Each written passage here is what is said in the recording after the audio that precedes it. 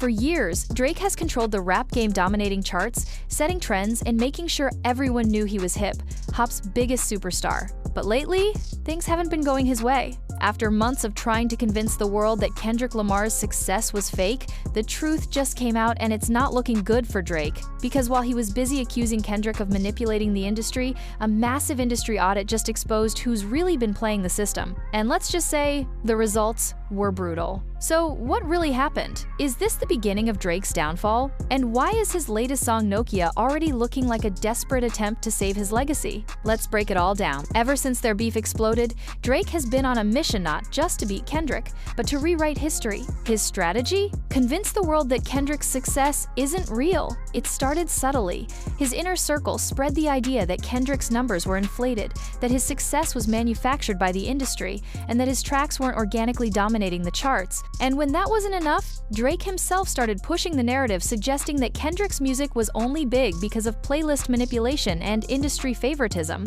His fans ate it up.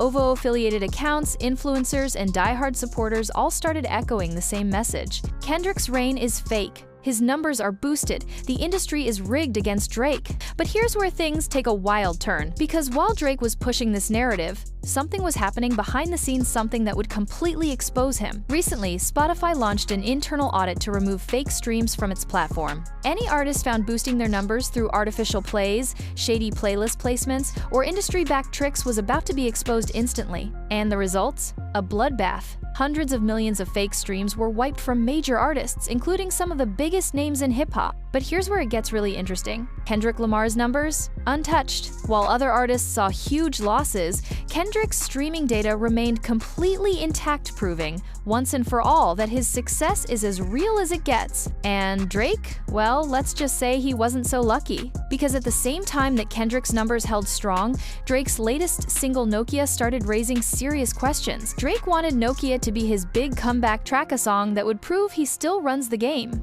But instead, it's looking more like his most desperate move yet. Let's talk facts. Nokia appeared on multiple questionable playlists, the same kind Drake's fans accused Kendrick of using. Rumors surfaced about a paid campaign to boost the song on TikTok, with influencers pushing trends around it. Key figures in entertainment, like Kai Cenat and the Paul brothers, suddenly started hyping up Drake after months of being silent or even siding with Kendrick. And let's be real, this isn't the first time Drake has pulled something like this. Back during the beef, he allegedly manipulated online polls to make his diss tracks look more successful than they actually were. Now, he's using the same exact strategy, except this time, the stakes are even higher. But the real question is, why? At this point, it's clear that Drake isn't just trying to win, he's trying to survive. Because here's the reality, hip-hop has changed. For years, rap was all about hype, marketing tricks, and social media narratives, and no one played that game better than Drake. But now, people want something real. And that's exactly why Kendrick's music is winning.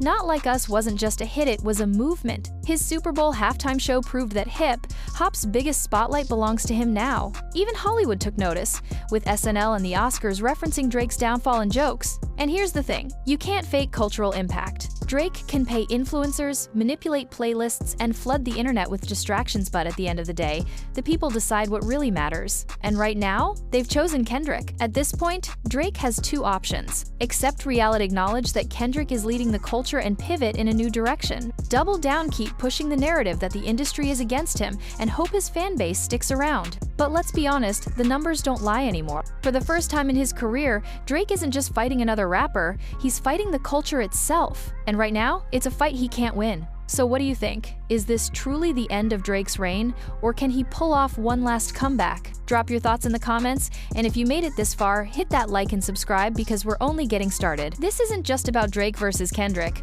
it's about what's happening in rap as a whole. For years, the game was built on hype, clout, and industry tricks, and Drake mastered that system. But now, authenticity is taking over. The artists who win today aren't the ones with the biggest marketing budgets, they're the ones who create music that actually resonates. And Kendrick Lamar? He understands that better than anyone. So while Drake is stuck trying to convince people he's still number one, Kendrick is out here proving it over and over again. And that's why this moment isn't just another rap beef. It's the biggest power shift hip-hop has seen in years. And right now, Drake is on the losing side.